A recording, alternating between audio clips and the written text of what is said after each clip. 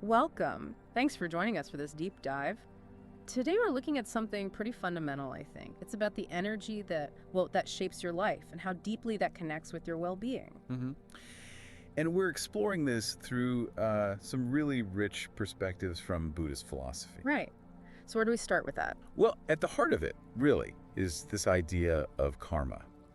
Now, people often think of it in simple terms, maybe reward or punishment, but it's subtler than that. Think of it more like cause and effect, constantly playing out. Okay. So the state of your health right now, in this moment, you could see it as a visible sign of the seeds you've been planting. Seeds. Yeah, through your actions, certainly. Yeah. But also your thoughts, even your words. Okay, like that. Let's try an image, maybe like a garden or even a tree. A tree is good. You see the branches, the leaves, maybe fruit, but all of that depends entirely on the roots, right? The part you don't see.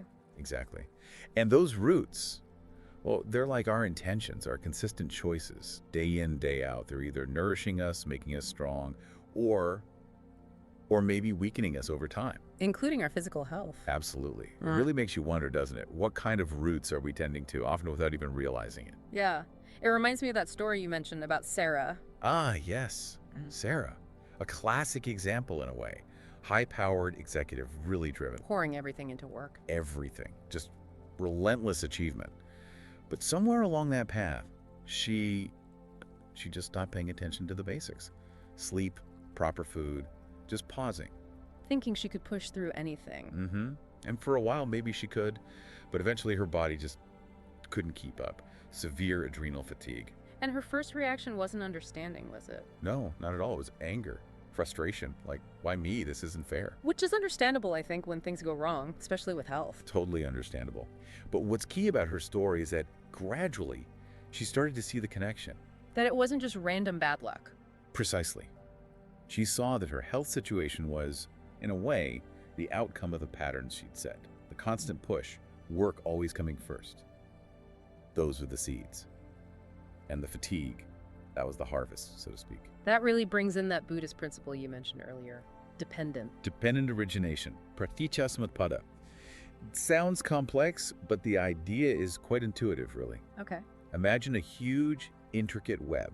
Everything is connected. Nothing exists totally on its own. So every choice. Every choice, big or small, sends these little ripples through the web. It creates a chain reaction, cause and effect. So if we keep making choices that maybe aren't great for our health. Right. If we consistently do things that are harmful physically or mentally, those choices set up patterns. And eventually those patterns can show up as actual health problems, like dominoes falling. One unhealthy habit makes the next one easier. You know, it's amazing how closely this aligns with some modern science. It really is. Things like psychoneuroimmunology. That's the one, the mind-body connection, basically. How our thoughts and feelings directly impact our immune system, our nervous system. Exactly. We're now seeing scientifically how sustained negativity like chronic worry or anger or stress can actually weaken our immune defenses. Wow. But on the flip side, practices that nurture positive states, things like mindfulness, meditation, feeling grateful, compassion, these have been shown to boost immune function. They can even help reduce inflammation. So ancient wisdom and modern science are kind of pointing in the same direction here. They really are converging. It's quite remarkable. It makes that saying, "you are what you think," feel much more literal. It does.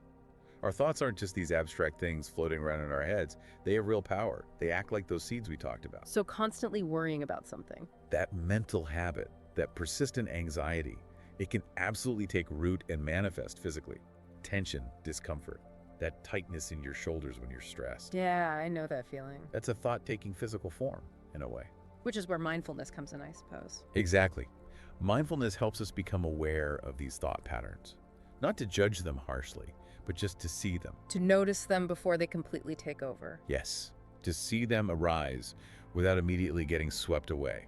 That's like becoming a conscious gardener of your own mind, knowing what you're planting. So maybe this is a good moment for anyone listening to just, pause and check in.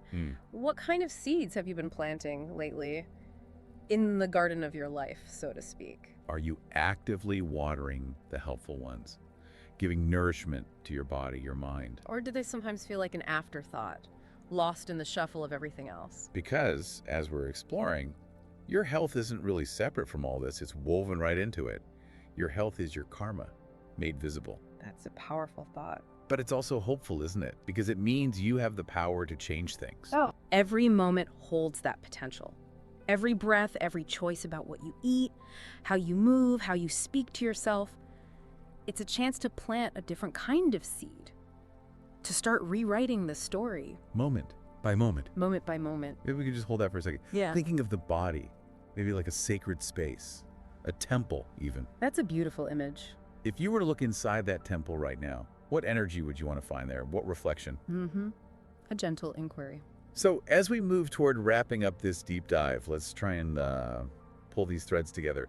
We've been talking about karma on different levels and how it affects our health. Yes. We started with the most tangible level, physical karma. Right, the actual actions. What we eat, how much we move, whether we rest properly. These daily choices, they're like brushstrokes building up the picture of our physical state. And we had the story of James, the retired athlete. He let things slide, but then consciously shifted. Through yoga, mindful eating, he actively changed his physical karma towards better health, which links to that Buddhist idea of right action, caring for the body appropriately. Then we moved on to verbal karma, the power of words. Both spoken words and, crucially, that inner dialogue, the way we talk to ourselves. Lisa's story was striking there, the harsh self-criticism. Yes, and how she worked with meditation, loving kindness to change that inner voice. Applying the principle of right speech inwardly, it really shifted things for her physically too. And the third level was mental karma, thoughts as seeds. Thoughts as the very seeds of our beliefs, which then shape our reality. That image of carrying a heavy backpack filled with negative beliefs. Yeah, that stuck with me. And David's experience with mindfulness-based stress reduction, MBSR, showing how gaining awareness of the mental landscape helped him manage panic attacks and even high blood pressure. It's about reclaiming some control over that inner world. It's still amazing how this connects back to science. It really is. Yeah. Ideas like neuroplasticity, the brain's ability to change and form new connections. Rewiring itself. Exactly. And epigenetics, showing how our lifestyle and environment can actually influence how our genes are expressed. It suggests that these karmic patterns, they aren't set in stone, they're malleable. We can influence them. So perhaps a final question to reflect on. What stories are you telling right now with your actions, your words, your thoughts? Because your body, it's always listening. It's always reflecting that story back to you. And the key to changing the story seems to be the present moment. Absolutely. Yeah. That's where the power lies.